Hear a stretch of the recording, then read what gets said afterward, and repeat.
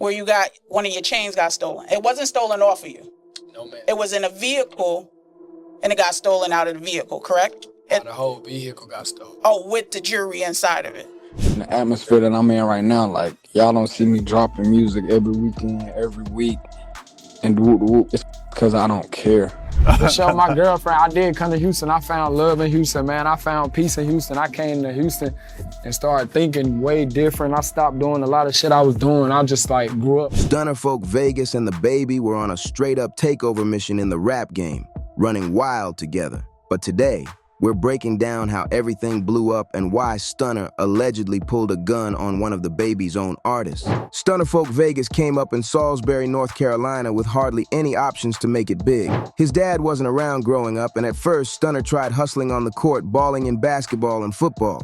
His cousin Jevin Hargrave made it to the Minnesota Vikings as a defensive tackle, but Stunna knew sports wasn't his lane. So he flipped the script and jumped in the booth. He started dropping tracks and hitting shows all over North Carolina, grinding every night. Back then, it was nothing crazy, just small club gigs. And he was pulling like $300 a show. Sometimes he'd make a couple extra bands here and there, but Stunna's pockets were still light. Even though he wasn't buzzing outside the state yet, people were noticing. A local DJ put him on, and that's how he caught DaBaby's attention. By this time, DaBaby had been in the rap game for a minute. He dropped his first mixtape back in 2015, and by 2018, he was already making serious noise in the industry. He wasn't a full-blown superstar yet, but he was on a whole different level than Stunna. When DaBaby saw the DJ post about Stunna, he knew this kid had star power. They linked up, hit it off instantly, and DaBaby could already see the shine, even though Stunna hadn't blown up yet. The day after they first linked up, DaBaby and Stunna hit the studio and cooked up the track Animal.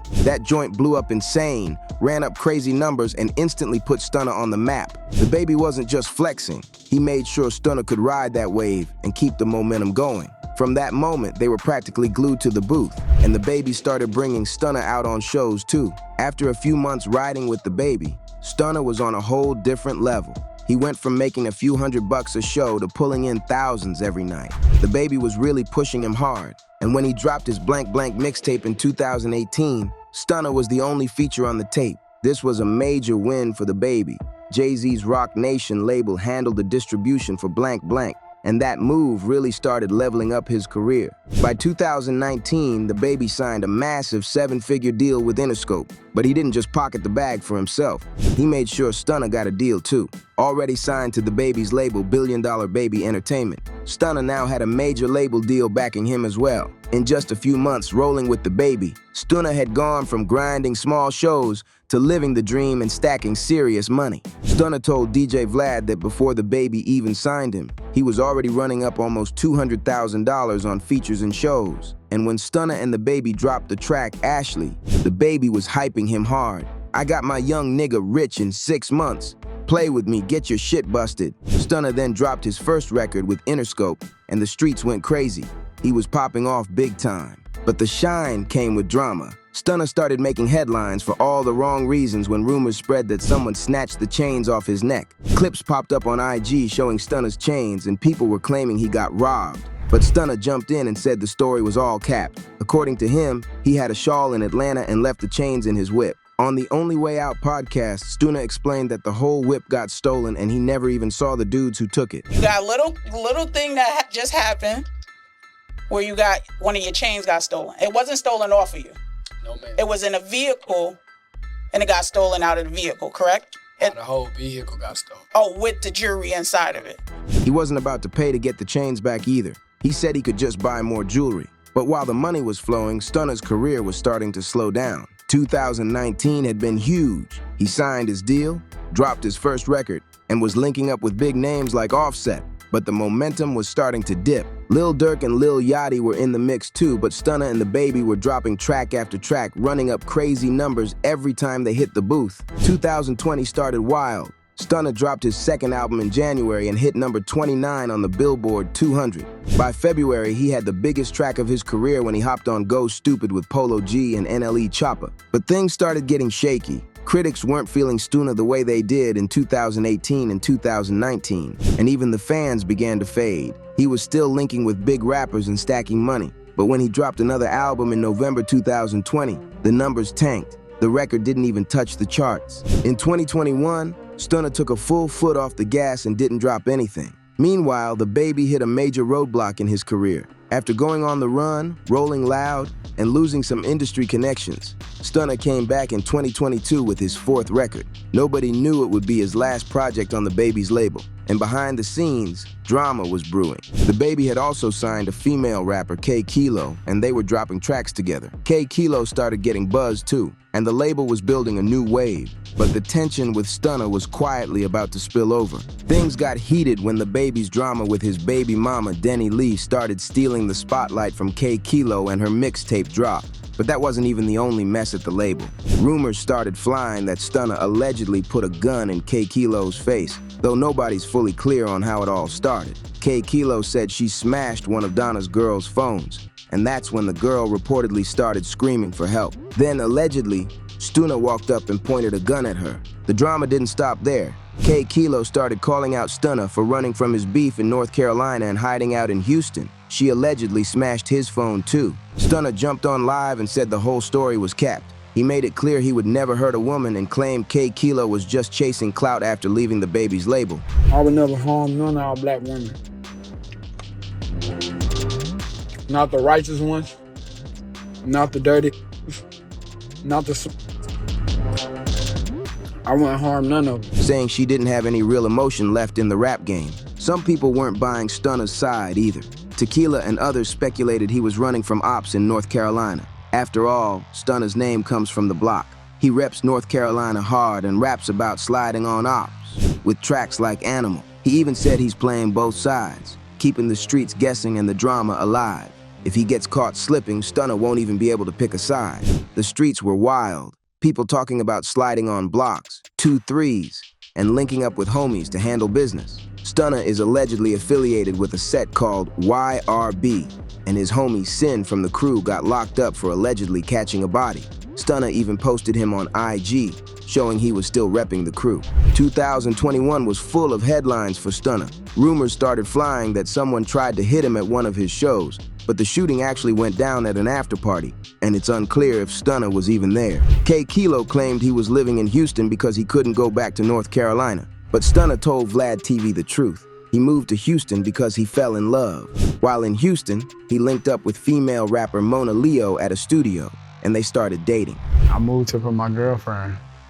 Hold up, bring that back. Bring it. You Nah, did look, what? I told him, y'all. I told him off camera, wow. But to show my girlfriend, I did come to Houston. I found love in Houston, man. I found peace in Houston. I came to Houston and started thinking way different. I stopped doing a lot of shit I was doing. I just like grew up. From that moment, Stunna decided to fully switch up his life and his strategy, moving to Houston and changing the way he was rolling entirely. Before Stunna made the move to Houston, he was struggling with pills and lean, but Texas changed everything for him. He started hitting the gym, getting his life together, and even ended up managing an AAU basketball team. One day, he met the squad while they were practicing and decided to manage them, hooking them up with shoes, jerseys, and even paying their way to tournaments. By 2023, Stunna was tired of the rap game grind and asked DaBaby to release him from the label. I asked to, feel me, to go like separate ways. I'm like, man, I'm trying to go do some shit I got on the table and whoop, whoop. I can add you in on it and whoop, whoop, or we could just,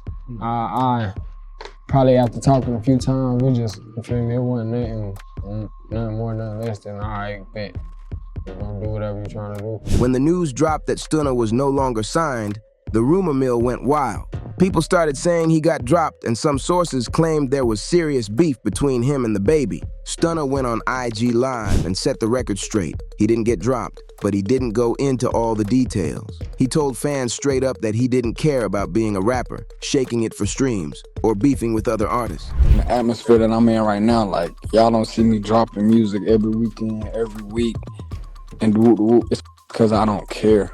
For real, like I'm dead ass serious. I don't care to be a rapper, bro. I'm not finna get up here and shake my ass. I'm not finna get up here and beef with everybody. At first, it looked like he might have been throwing shade at DaBaby, but later he clarified they just grew apart. There was no real beef, just different paths and priorities, and Stunna was ready to live life on his own terms.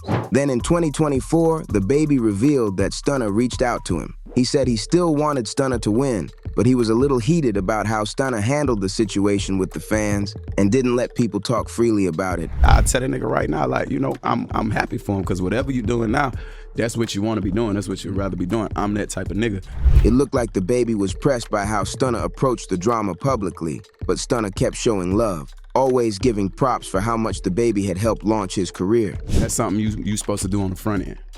You know what I'm saying? That's something you're supposed to do on the front end. He made it public. Yeah. I mean, what made what public? The fact that Like that, he wasn't with you no more. Yeah. He ain't supposed to let niggas play like that. There was definitely more going on behind the scenes while they were working together. In an interview, Stunna admitted he signed a deal that wasn't in his favor. He explained that he got out of it after hiring his own lawyer. I appreciate Baby for sure, anything he did, but like him putting me in every place or stage or platform that he put me in, I just stood on business. Like I did whatever I had to do for them folks to call back or for anybody to reach out that wanted to ever do business with me, and you feel me, like. Stunna didn't directly say DaBaby gave him a bad deal. So do you think you signed a bad deal? I got out of it. I just got them. Like I said, I should have known certain that I didn't really know.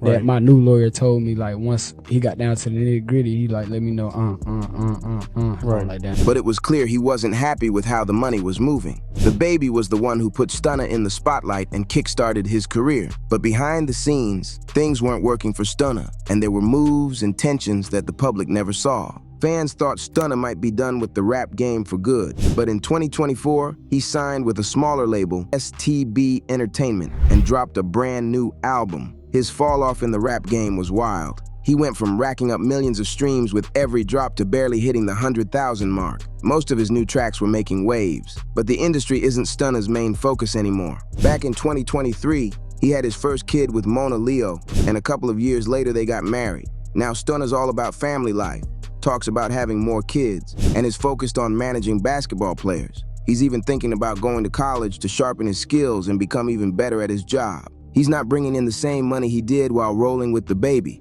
but Stunna was always smart with his cash. Even after stacking hundreds of thousands, he bought a $25,000 Jeep instead of blowing it all on flashy exotic cars like a lot of rappers do. Fans have been hoping DaBaby and Stunna would squash things and link up in the booth again, but nobody really knows if that'll happen. In October 2025, Stunna and Mona went on The Breakfast Club, and Stunna revealed he reached out to DaBaby to take accountability for everything falling apart, but he wasn't asking for any handouts. They chopped it up, and it looks like the beef is finally over. But don't expect another 2019 level run anytime soon. Now, if you're ready to stay plugged into all the real street stories, turn on notifications and subscribe to Rap Uncovered right now. The streets never sleep, and we're just getting started.